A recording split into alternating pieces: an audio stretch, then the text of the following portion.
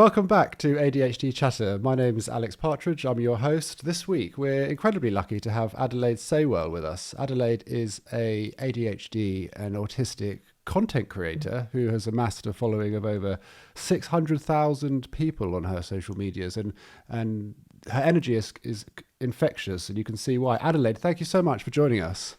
You are super welcome. I was laughing actually, just because I was thinking about the meeting we had. I always like to meet my guests before the main recording, and I remember when we did our pre-meet, your doorbell rang, and it was It was a surprise parcel that I ordered myself.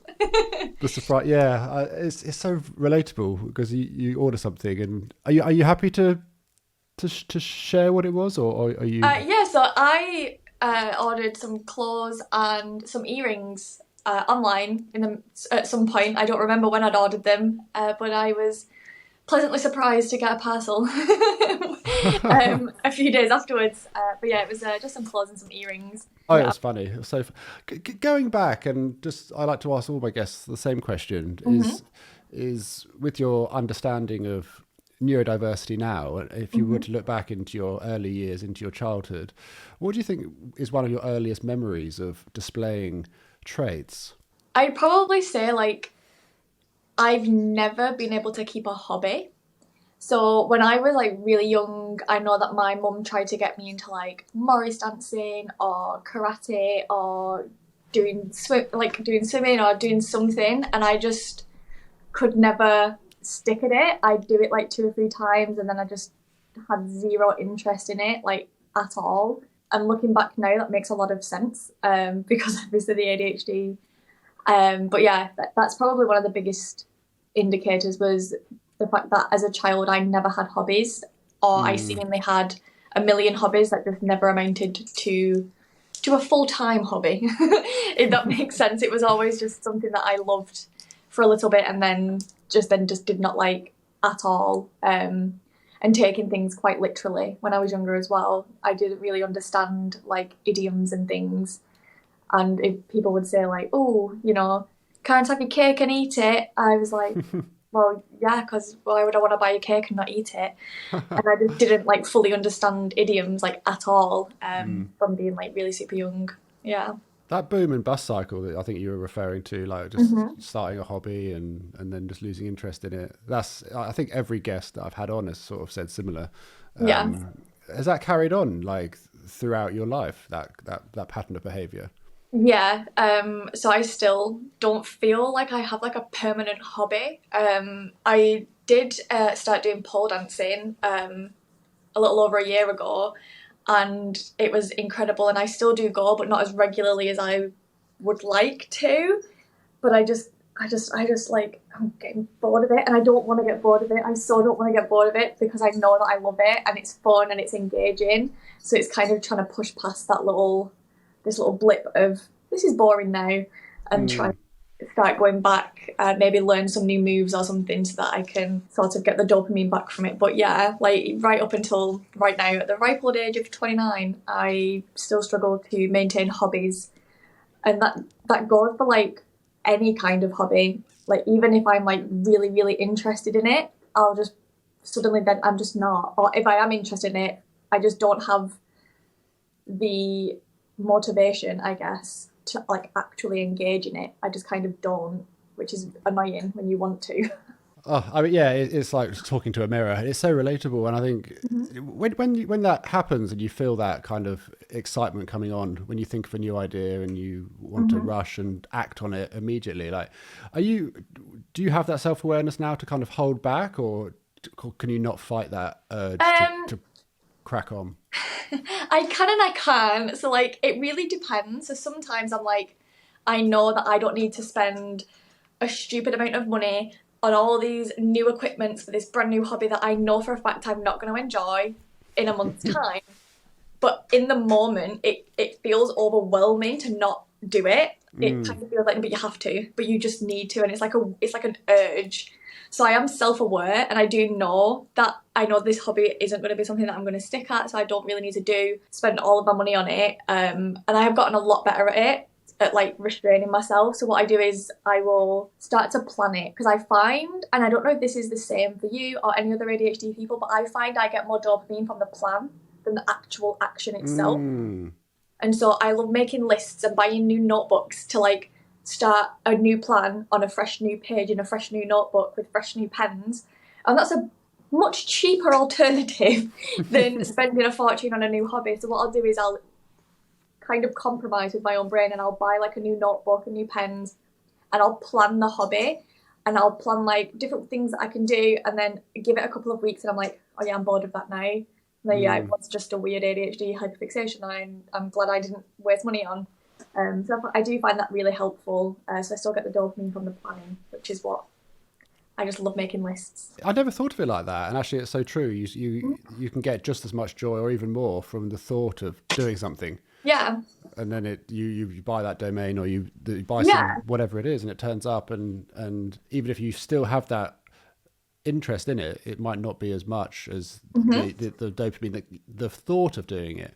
Yeah, it's because like when you've got ADHD, a lot of the times you can't tell if something is like real or not. And I don't know how to explain this, but sometimes we have like false memories because we feel like we've done something because we've thought about doing it.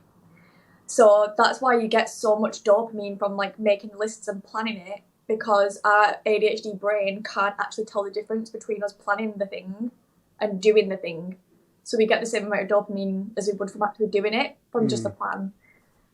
Which is why it's so helpful for me personally to do that before I like engage in the hobby, because then if I'm still really, really invested and really interested, I'm like, okay, maybe this is like, maybe I do genuinely really like this. But if after the whole planning and blah, blah, blah, and I'm no longer that interested, I'm like, okay, right, we can sack this off now. I guess when you're in that obsession, you can't, maybe you can sometimes, but sometimes you can't fight it, and you make the purchase, or you impulse buy the thing that you need to get started. Has that ever got you into any like financial trouble? Yeah, Klarna and me have got like issues. Like, obviously, Klarna, you need to ban me. Yeah. I'm gonna have to silence that laugh bit. That was I didn't expect you to say that. This is where I kind of am glad I'm also autistic. So I do have a very strict routine and rule with my money, and I've got like 2 bank accounts, one that all of my bills come out of, and then one that is like my own money, and then any like unnecessary bills, such as like I pay for like Spotify Premium, or my like Epidemic Sound account comes out of there because it's not an essential. So it's never gotten me in trouble to a point where I've not been able to pay my bills and rent because I don't use the money in that account. But it has gotten me into like financial problems where I've become overdrawn, or I've like not been able to afford to get myself like toilet roll before, and I've had to like ring my friends and be like, I have like 0 money in my bank account, and I can't even get any toilet roll, and they've had to like literally buy me toilet roll because I've struggled with impulse buying, and then it's like spiraled. But I don't find that I have that issue as much anymore. I do feel like I'm a little bit more sensible, and I'm more aware when I'm doing it, and then doing the listing has really helped as well. And I have friends that I talk to now as well and say like, I'm like really struggling not to spend all of my money and like buy things that I don't need. So can you like talk to me, like distract me with something, which is really helpful as well. But yeah, it's an issue. I think a lot of people with ADHD have had like financial troubles, and I think like a lot of us, like for me personally anyway, like it's something that I've been like so deeply embarrassed about, because I'm very like, I think the word is proud. Like I get really uncomfortable about money and lending money, and I just don't. And I very rarely ask for help with money because I feel like if I need something, I should purchase it myself. And if I don't have the money for something, then I just physically can't have it. Like that's just how like I am, and I'm just very like peculiar about asking for help when it comes to money. So I think being able to be so strict with my bills account and have routine that way, and then be able to be self-aware and know that if I do this, then I'm going to struggle in a couple of weeks. It has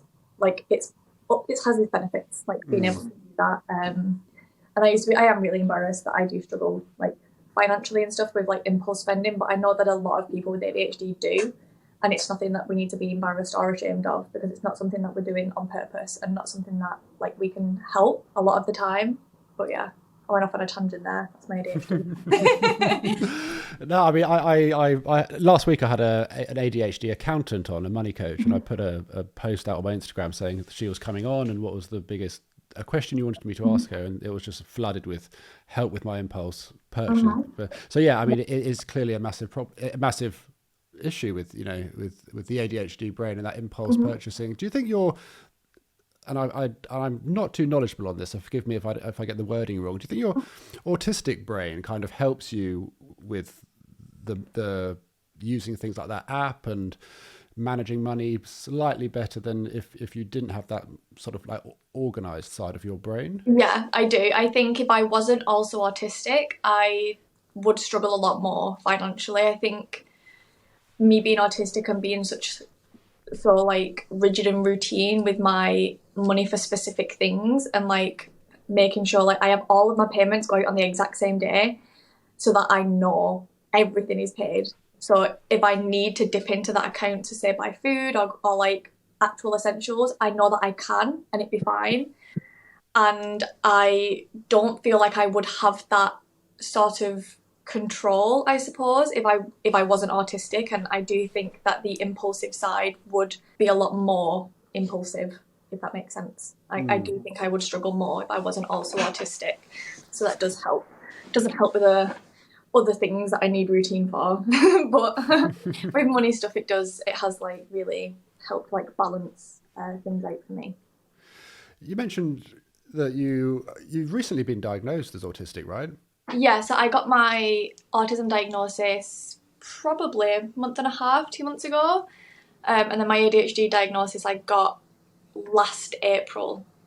And you mentioned earlier you're 29, and so were there many things that happened in your life that were clues to point towards, I suppose, ADHD and autism? Yeah, looking back now, it was so obvious. But at the time, I think ADHD was kind of known as like naughty boy syndrome. And ADHD was known as that. And then autism was like, no one really knew anything about autism, really. And I think I was missed because I just did not display the same traits as my brother did. But I was constantly daydreaming, or like in parents' evenings and stuff, it was, oh, she'd be so bright if she just tried harder, or oh, she's a pleasure to teach, but she gets distracted easily. And it was all of these like little things where it was like, I don't know why I'm like that, but I am, and I'll try and concentrate. And in school, I found it so hard because me trying to concentrate was me yelling at myself in my head to try and concentrate. So then I was just not paying attention to what was going on. And then the teacher would be like, oh, Adelaide, what's blah, blah, blah, what have I just said? And I'd be like, oh, I don't know. But I was trying so hard. And so to be told to constantly try harder, even though I felt like I was trying as hard as I could, and I didn't really engage with other children very often. I found it really difficult to make and maintain friendships with people. Apparently, a story my mum told me was I had a really, really close friend. She stole something from a shop, some sweets, and then I just no longer wanted to be her friend because I was like, no, that's wrong. You can't. No, that's not okay. You can't do that. Because I had like a really super strong sense of justice. I struggled with social cues. I was always told that I was more childish than my peers because my interests didn't really grow the same way that my peers' interests grew. So I was still watching cartoons and Disney Channel and having teddies and playing with dolls or whatever until like way into high school, when I shouldn't have been. And I didn't realise that I shouldn't have been doing that until I was told. I still believed in Santa until I was like in high school. My mum and dad had to sit me down and be like, yeah, Santa's not real. And I was like, well, why would you lie? Like, why would you lie to me? because I took everything quite literally. And then other things like during like college and uni, still not being able to maintain friends no matter how hard I tried, just always feeling like an outsider and just not being able to engage correctly and understand how to engage and like know what was like acceptable and what wasn't. So it often led to a lot of misunderstandings with people, a lot of like times that I really like discussing things, especially when you're discussing it with someone who has a different opinion to you, because I love learning. And so I really enjoy having discussions. But the amount of times that I've thought I was having a discussion with someone that's been then, I don't want to argue with you. And I'm like, but what? I didn't know that this was an argument. I thought we were just talking. And I can't tell the difference between an argument and a discussion. But so then doing things like that made me seem very opinionated around people. So they didn't really want to engage in conversations with me when I was just enjoying learning what they thought. So yeah, it was kind of like that my entire life. So I was profusely bullied throughout my whole entire life. Never really had friends, didn't have any real hobbies. I got diagnosed with depression really, really young because of my like RSD symptoms that manifested from when I was younger, just like never feeling good enough and stuff. So that's just been like an ongoing thing up until like recently, and I'm like learning to manage it a little bit better. Wow, I mean, there's so much relatability there, and thanks for really being as honest as you were just then. I think there'll be a lot of people listening, sort of, putting their hands up and saying that sounds like Yeah. me.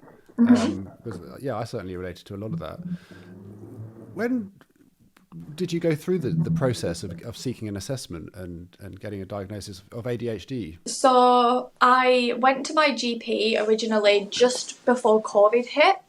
So it was like 2019, and I asked for an ADHD assessment because I was struggling to keep my like cool and like to remain calm in situations. And I found I worked in customer service, and I was spending like most of my shift crying in the toilets because I couldn't regulate my emotions, and I would get really, really upset when people were yelling at me on the phones and things.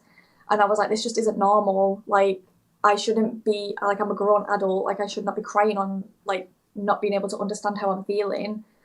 And so I went and spoke to my GP, who honestly said, no, girls don't have that. And I was like, just test me.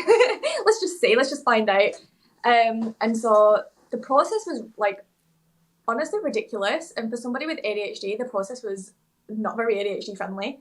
So I got referred. And when I was referred, I had a phone call, and they had to do a mini assessment to make sure I met the criteria in order to be referred, which I did, shockingly. It was like, oh, actually, yeah, you kind of meet everything. We're definitely going to refer you. And then when I was referred, a few months later, I received another phone call from the ADHD team, and they had to do another, like a mini assessment.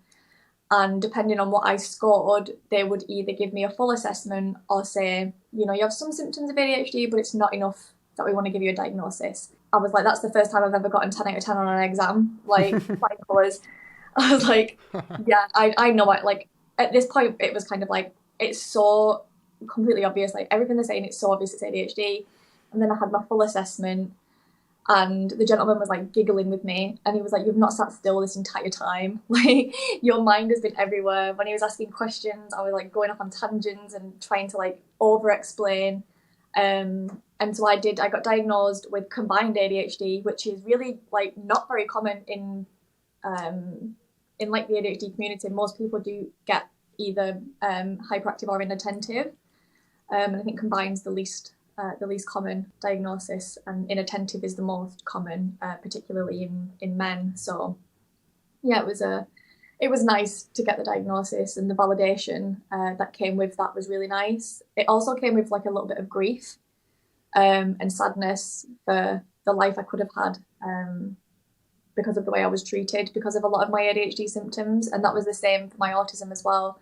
When I got my diagnosis, it took 3 years. And then I sobbed after I got my diagnosis of autism, because I was like, I genuinely have been bullied my entire life and like really taken advantage of a lot of the times because of my brain and the way that it is, and punished for things that I couldn't help and never understanding situations. And so I got really sad thinking about if I would have been diagnosed as a child, would I have been happier? Like, would I have still been diagnosed with depression? Would I have still ended up in a mental health hospital? Would I have still, had all of the things that have happened happen, or would it have been different?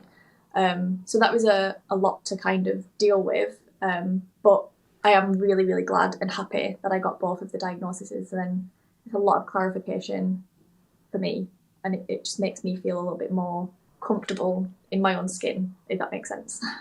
Oh, it makes total sense. And I mean, it's such an amazing story. And Yeah. again, thanks for being so honest there. I mean, I bet you want to go back to that GP who said that it doesn't, it's not a thing in women, and sort Yeah. of I'd be like, show. well, it's like the ADHD specialist, because I asked if there was anything like available for adults, like, like groups where we can meet up and talk, or like activities or anything. And she's like, no, it's really new in adults. It's like, is it?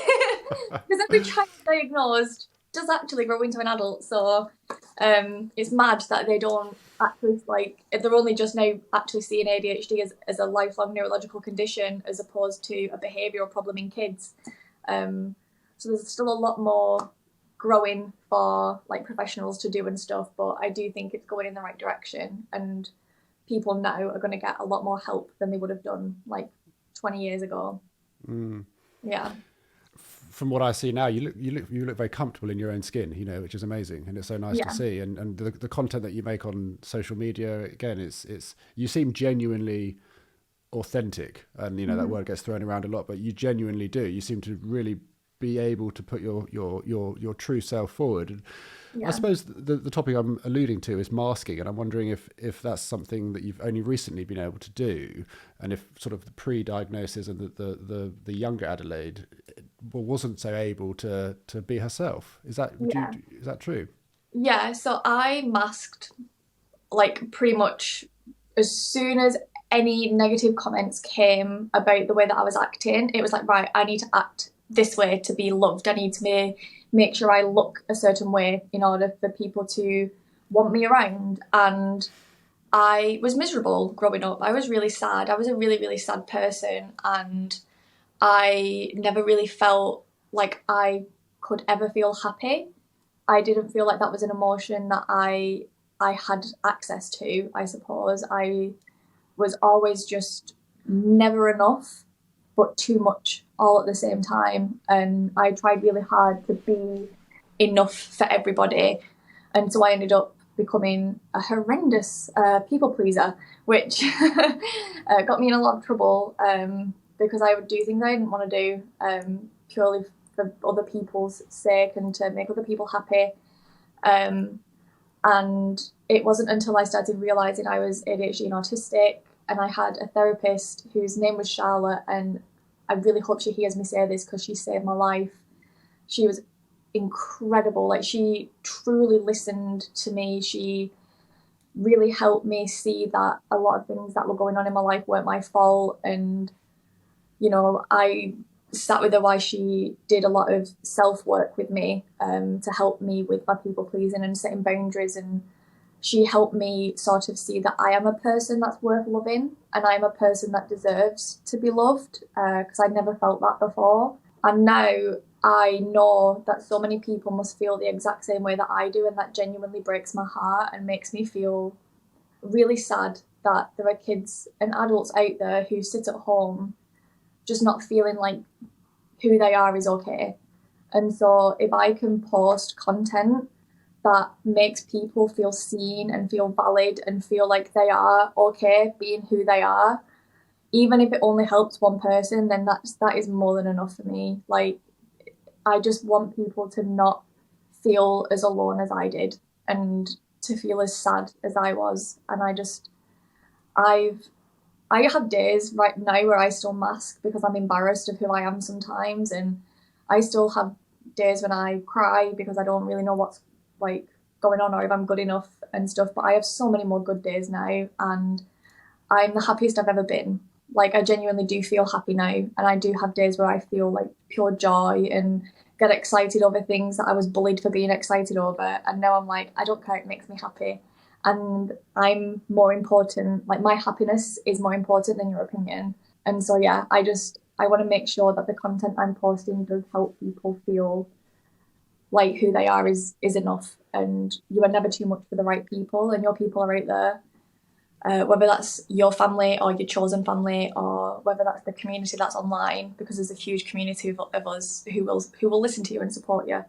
But yeah, I had a really tough time with masking, and learning to unmask is a long journey, and it's taken me a lot to be where I am. But I'm so proud of the journey that I've been on, and able to overcome a lot of shame. And yeah, I'm thankful for the community that I've built on my social media, because I feel like the community I have built is really supportive. And if there's any bullying or any negativity on any of my accounts, then people just get immediately blocked, because it's just not a place for it. And there's too much negativity online. As much as having billions and billions of followers is amazing, if you are not a nice person and you don't genuinely support the community, then I don't want you to follow me anyway. So then I don't allow that to happen. I went off on like a huge tangent. I'm so sorry. No, I mean, I do that. Do you wish you could go back and put your arms around younger Adelaide and say that you're not broken and that you don't need to be fixed? Oh God, more than anything. Oh, I'm gonna cry. I more than anything wish that I could go back to me when I was younger and just say, like, you are okay. Like, you are a good person, and somebody will love you. Like, you are lovely. You are worth being loved. And I'm sorry, I'm crying, but I do wish that I could do that. I really do. Because she didn't deserve the grief that I gave myself, let alone from other people. Like, she didn't deserve to be spoken to the way that I spoke to her a lot of the times. So yeah, I wish that I could just give Lomi a little hug or a big hug. Are you okay? Do you want a moment? No, I'm good. I would pass you a tissue, but this is virtual, so I'm just happy. That's all it is. Yeah. I cry. Like, I'm a maddy bum. That was something I was called a lot when I was younger as well. Like, really sensitive, very, very overly sensitive. Lots of tears. A lot of the times it was just because I didn't know how I felt, so crying was the only thing I knew how to do. But yeah, I don't mind crying. I'm not really embarrassed to cry. I think crying's good. I think crying's good for you. It releases the toxins and whatever it is that crying does. I think there'll be a lot of people with tears in their eyes at the moment listening to the story, and I think you are indirectly talking to your younger self through the content that you're putting out. Yeah, because there will be younger versions of Adelaide, watching your TikToks and watching your Instagram. So you might not be able to physically go back and talk to yourself, but I without a doubt think that you're talking to younger versions of you, just other people. And yeah, well, that's my goal, is to sort of be the big sister that you can go to for support and comfort that I wish I had. And so to be that for other people is amazing. Like, sometimes I don't really go through my Instagram messages very often, because a lot of the times they're very triggering, because obviously I publicly was in recovery from anorexia, so sometimes messages I get aren't messages I want to be reading. But when I do read them, the amount of times that I've just sobbed, because the messages are so beautiful, from people of all ages, just telling me that because of me they feel more comfortable being themselves. I've had people message me pictures of them with huge smiles, saying, I used to be embarrassed of my smile, but now I'm not, because my mum told me once, this is no hate to my mum, I love my mum to pieces, but she did tell me once, she's like, my real smile is scary. So I practiced a fake smile for the longest time that was aesthetically pleasing. And when I made a post about my authentic smile and what my real smile actually is, the amount of people that sent me pictures, like, you've made me feel so comfortable with my own smile, like, look how happy I look, and I'm like, it's amazing, like, oh, I'm so proud of you. And like that makes it so worth it. Like, it feels really good when people do that, and I do read it. Sometimes I'll reply, sometimes I just like the message to let them know that I've seen it. But it always makes me feel really good when people do that, and I like knowing that people are like being more open about who they are, because I think you only get one life, and you shouldn't live it trying to please everybody else. Because you're the most important person in your life. So yeah. Yeah, I mean, it's so true, and I think people listening will take that away, and it's, you know, you really have to put yourself forward. You put yourself first, and not let that people pleasing element, perhaps, you know, put your own needs and your own happiness first. And I appreciate it is easier said than done sometimes, but it's the best advice. It's the best advice. So I was told when I had my conversation with my therapist, because I've been in therapy for a little bit now, but she said if setting boundaries with people and helping, like, for you to stop people pleasing makes people not want to be your friend, then they was never really your friend in the first place, and they were just taking advantage of everything you would do for them, and they're not the people that you need to surround yourself with. And when she said that, I was like, oh my God, you're so right. So if I lose friends from setting boundaries, then they were never my friends in the first place, so I'm not losing anything. I've seen it a couple of times when people in the community start standing up for themselves, and, as you said, setting boundaries, and then they've lost friends because their friends don't like the new version of them, and they don't like the fact that they don't just say yes to everything, or they're not just going to give them that lift, or they're not just going to pick them up or do that thing. And it's sad to see that so many people who have that element get taken advantage of. But if someone's doing that to you, then they're not your friend. Yeah, exactly. And people who love you and genuinely appreciate you as a person aren't seeing this as a new you, they're seeing it as the real you. And if me being real and being myself is making you uncomfortable, then that's a you problem, not a me problem, because I don't want to do the masked version of me anymore, because it's exhausting and that's not who I am, and I'm not happy. And if you love me and you want me around and you genuinely care about me and you want me to be happy, then you'd want me to be my authentic self. And if you don't, then you're not my friend. Definitely. Yeah. I mean, when you grow, you're going to lose people. You see that in all areas, and especially in this topic of conversation, when you start standing up for yourself, or you don't need to go as extreme as that, when you just start putting in, you know, some boundaries, and the friends that were perhaps taking advantage of that nature, if they go, then that's not a loss. No, it's a gain. You'll find another friend that does appreciate you for the real Adelaide, and the Adelaide that has those boundaries. And that, no, it's fascinating. You said a number of times earlier on that you struggled with friendships a lot when you were younger, and has that changed now? Yeah and no. I find I don't struggle as much with my friends or making friends if I'm making friends in like a neurodiverse community. I find it a lot easier to maintain those types of friendships because we have a sort of mutual understanding. But I still do find it extremely difficult to maintain relationships with neurotypical people. Almost impossible, actually, because we're just so different. Like, I can't explain how I'm feeling to them or explain like anything, and they like talk in riddles, and I'm like, what's going on? And I'm not like understanding. And I think I have some like unresolved trauma from being bullied and sort of like ridiculed and stuff from being younger. So it makes it really difficult for me to trust people who I don't feel have very good intentions. And it's like I've got this like magic power, I don't know. And I can like sense when someone has bad intentions, and I don't know what it is about them.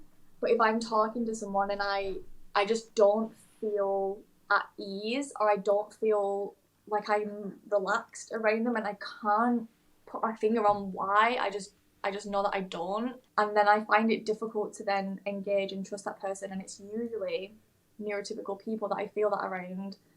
And I don't know whether that's like an unresolved like trauma thing, or whether that is just me having like a seventh sense, I guess, of intuition into people's intentions. But yeah, I do find it a lot easier to maintain relationships and friendships with people who are similar to me in like having ADHD or autism or OCD and things like that. And I wouldn't change the friends I have now for anything in the world. I have friends that I speak to like once a month, and they're totally not bothered. They're like, that's fine, we'll just pick up the conversation as if it happened 10 minutes ago.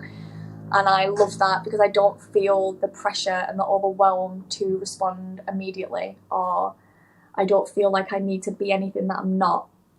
And it just makes it a lot easier to maintain those relationships. But yeah, I think once you find your people, it becomes a lot easier to make and maintain friends. It's just finding them people is what's difficult. That's it. That's definitely it. It's finding your people, because I relate to a lot of that. I've probably got 5 friends, I would say, and I haven't seen any of them for at least a year, and some of them I haven't seen for 10 years. But if something really bad happened in my life, then I would go to them, and it would be like no time has passed. Yeah. And I've tried to have friendships like with and the expectation is, you need to text each other every day, you need to go for lunch all the time, and it doesn't last. There's not sustainable. So I relate so much to that, and the intuition and the sort of being able to have that seventh sense. And do you think that's something to, because this is a super interesting topic that I've spoken a lot about, and in the past I've called it intuition, and a lot of my guests have jumped up and said, yes, I feel that, I'm a great judge of character. I can sense who the killer is in the first 5 minutes of a new TV show. All those kind of the I'm awful to watch TV shows and movies with, because I'll tell you the ending before it even happens, because I'm like, I can just tell. I know, like I just know. But yeah, I think a lot of us have that like gut feeling, and I think neurotypical people probably have that feeling too, just not as strong. I think because we feel things so much more intensely, that we're more attuned to that feeling, if that makes sense. Like I'm such a good judge of character, but because I'm a people pleaser, I'm like, it's fine if you want to be mean to me, it's okay. If being mean to me makes you feel good, that's fine. Well, not so much anymore, but even though I could tell someone wasn't a good person, or I could tell someone, didn't have very good intentions, I would just ignore that because my people pleasing hat was on. My RSD was like ready to be triggered. And so now I kind of do listen to that gut feeling, because 9 times out of 10 I'm right. And so I do listen to it a lot more now, and I have a lot more respect for myself, I guess, as a person. I respect who I am, and I respect my own boundaries, and I know that I'm worth more now than I previously did. So I'm a lot stronger in terms of like being able to be like, no, I'm not vibing. Do you think it's like a hypervigilance, that you're just like super aware, almost as like a defense mechanism, based on, who knows, some past trauma or something has just made a certain number of people just hypervigilant and super aware of threats, essentially. So they see like the little changes in facial expression, or the little changes of tone of voice that other people might not just be so attuned to, because they haven't got that sort of like built-in self-awareness self-defense mechanism. Yeah, I feel as well, like being autistic, so I struggle reading social cues and reading faces, like emotions and stuff, but I have incredible pattern recognition, and so I'll know from a previous experience that when this happens, this usually follows. So when this happens, this usually follows. And because of that pattern recognition and being so in tune with your outward body feelings to different emotions and stuff, it makes it easier to recognize when things are going that way, or when someone has bad intentions and stuff. So yeah, I think we are hypervigilant to stuff, and then being very good at pattern recognition is something that helps with it. Because a lot of neurotypical people wouldn't notice the tiny little changes or the tiny little like patterns that are forming as much as like an autistic ADHD person would. Do you think the hypervigilance and that being able to sort of have that seventh sense, but also being a people pleaser, do you think that can somehow wreak havoc and just make the sort of dating scene quite complicated? Oh Because on gosh, one yeah. hand, yeah, no, you go. No, sorry, you go ahead. No, you go, like, yeah. Because on one hand, you've kind of got, you might be able to sense that somebody who is perhaps showing a romantic interest in you is being a bit of an asshole, or might be a bit, but at the same time, you don't want to say no to that date, so you end up putting yourself in a position that makes you vulnerable, and it might not be them knowingly taking advantage of you, but you might still be in a position where you don't really want to be, but you just don't want to let that person down, if that makes sense. Yeah, that is something that I've had a lot of trouble with my entire life, not being able to say no through fear of upsetting somebody or through fear of them feeling bad if I say no. I've been on dates I didn't want to go on. I've had boyfriends for months that I didn't want to be with, like, because I was like, I don't want to hurt their feelings, so I'll just carry on. Like, it's fine. And it does make dating really hard because it's hard to find a person who understands and is willing. And I think, I don't know how to word this without it coming across like mean, but I think it's very, very different for men and women in the dating scene, because as an AFAB person, men terrify me in general. Like, dating is scary for women because you have no idea the intentions, if you're dating a man, like what his intentions are and what he will do if you say no. So it not only comes from a place of fear of what they'll do if they say no, but it also comes from the fear of the RSD and feeling rejected and feeling then like the people pleasing side of it, where you don't want to hurt anyone's feelings. And so all of that combined, and then trying to like go on a date with someone is really difficult, because it's like, if I do this, am I then committing to this person? Even if it is just one day, I've got to like, am I committing to this person forever? Like, I don't. So it's a lot to like think about and get involved with. And yeah, it does make dating and forming romantic connections with people really difficult. And I also don't know when people are flirting with me or when people are being nice. Because a lot of the times I think I'm like, oh, this person's really nice, and I'm being really nice because I'm nice. And then I like leave that situation thinking that I've just made a friend or I've just been having like a nice conversation, when that was not their intention at all. And they were like flirting with me and I had no idea, which also makes it quite difficult, because I don't understand flirting. I don't get it, because I don't know what it is, and every person flirts differently. And so I can't like recognize the pattern in flirting, because everyone does it different. And I'm like, I don't know when someone's flirting with me, and I don't have like a lot of self-confidence, and I just assume that nobody is flirting with me. So then when I'm told that someone is, I'm like, oh my God, what? And then I get flustered. But yeah, so it does make dating like really hard. Yeah. I never know where these conversations are going to go, and in a way, that's the beauty of it. And now you've got me thinking about my own sort of how I would flirt, and God, I'm awful at it. I don't know how to flirt. How would you flirt? Go on, tell me your best pickup line. I'll see if it's good. Well, I literally wouldn't know what to say. I mean, I'd probably pull on some like learnt behaviour thing, say some cheesy one-liner that off the top of my head I can't think of now, or I don't know, but I'm very awkward, like socially, and especially in a situation where there's like a pressure to act a certain way in a date. You might have to be quite flirtatious perhaps if and I just don't know how to do that. Yeah, no, me neither. But I've tried in the past, and I think the other person's generally looked at me like, what the hell are you doing? Like, are you okay? Yeah.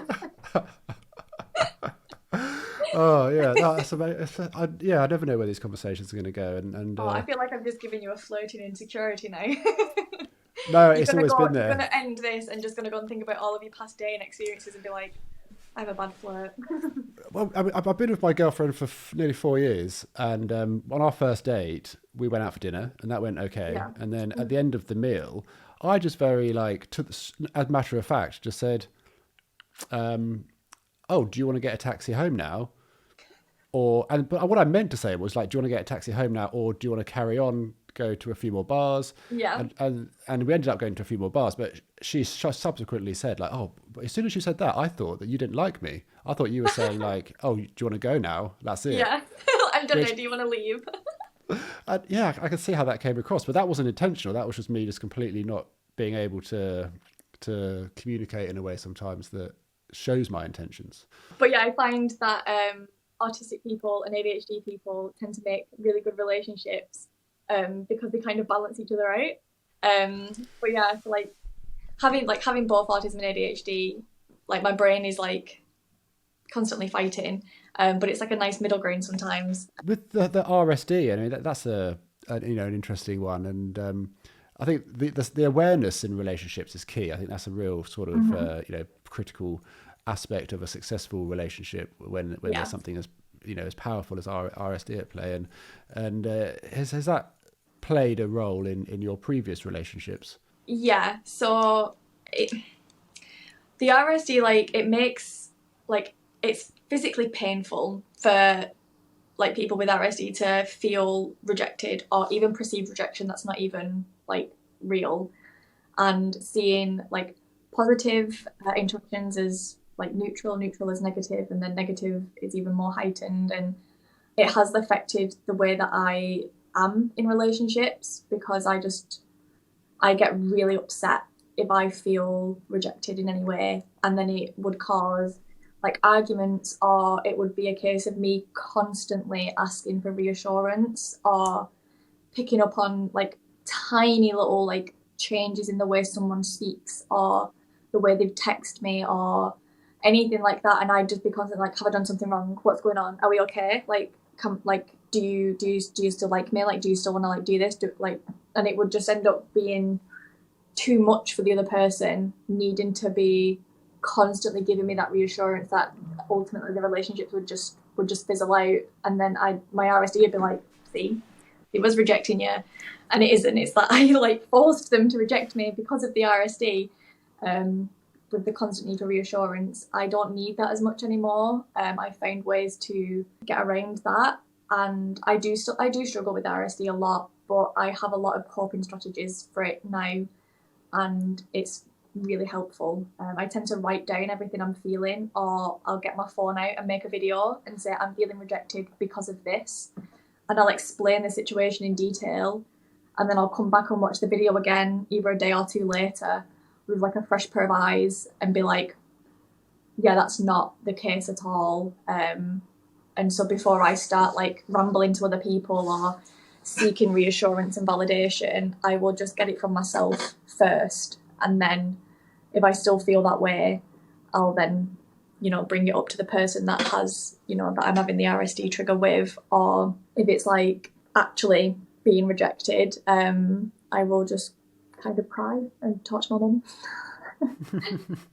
But yeah, I do find the coming to it with a fresh pair of eyes is really helpful, and I struggle not as much now, but a few years back and when I was younger, I'd struggle with like anger outbursts and not being able to control and maintain my anger, because I'd go as seemingly from calm to extremely angry like so rapidly. And so now whenever I can feel the pent up emotions and I can feel it in my chest, I tend to just take myself out of the situation, and I'll say like, I'm feeling really emotional right now and I don't really want to continue engaging. If we can pick this up in a few hours or a few days when I've had more time to like calm down and look at it from a different perspective, and then like we'll reconvene, and being able to do that is really helpful as well. No, I mean it's having that time between a rejection or even a perceived rejection, and trying to put some time between that and the outburst or the response is something I'm really working on. And it's interesting to hear you say that you could go from the anger could just apparently come out of nowhere, maybe to an onlooker, but perhaps that's like, I don't know, maybe that's like a sign of maybe I'm still masking a bit. Maybe I tried to hide that anger but occasionally it boils over and it slips and it comes out in a big outburst. Yeah. But you can also have the anger be inwards, and it just comes in the form of like self-deprecation towards yourself inside when you mask the outward anger a lot. Yeah, I'm just thinking if there's anything else that if you wanted to talk about, or if I've missed anything. I think we talked about everything. I talked a lot about. So I did my autism talk. Oh yeah. At the autism show. Yeah, I was so nervous that my face was shaking. My face was like doing this because I was so nervous. When the crowd was insane, like I had such a big turnout, and I ended up talking a lot about RSD and ADHD and stuff. But I was really chuffed with how it went. I was like super proud of myself. And my friend who went with me said to me afterwards that he was proud of me, and I just cried because I'd not really heard that from many people in my life before, and I was like, oh my god, what? And then just started crying. I was like, really, you're proud of me? Oh my goodness.